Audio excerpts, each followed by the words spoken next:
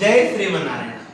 సాధారణంగా సెలవులైనటువంటి ఉద్యోగం ఏది ఉండదు. ప్రతి ఉద్యోగానికి సెలవులు ఉంటాయి.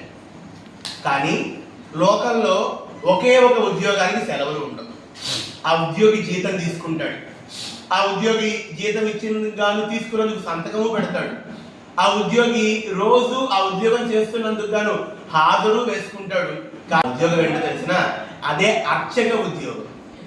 జీతం తీసుకుంటాడు ఉద్యోగే, కానీ ఉద్యోగికి ఉండాల్సినటువంటి బెనిఫిట్స్ ఏమీ అనుకుంటాం. కానీ దేవుడు అప్పుడు ఒక 2 సెలవులు ఇస్తూ ఉంటాడు. అదే సూర్యగ్రహణము, చంద్రగ్రహణం. కొన్ని సెలవులు ఏమైనా పూర్తిగా ఉంటాయా? ఇవి పాక్షికంగానే ఉంటాయి. ఆ గ్రహణ సమయంలోనే వాడికి సెలవు తప్ప మిగిలిన సమయంలో వాడికి సెలవే ఉండదు.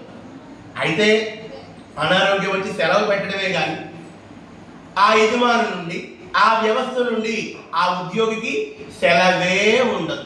7వ తారీఖు సెలవు రాబోతుంది, చంద్రగ్రహణం పుణ్యమా.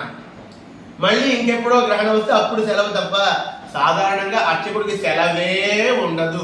సెలవు లేని ఉద్యోగం ఏమైనా ఉందా అంటే అది కేవలము అర్చక ఉద్యోగమే. అలాంటి అర్చకుల్ని మనం గౌరవిద్దాం.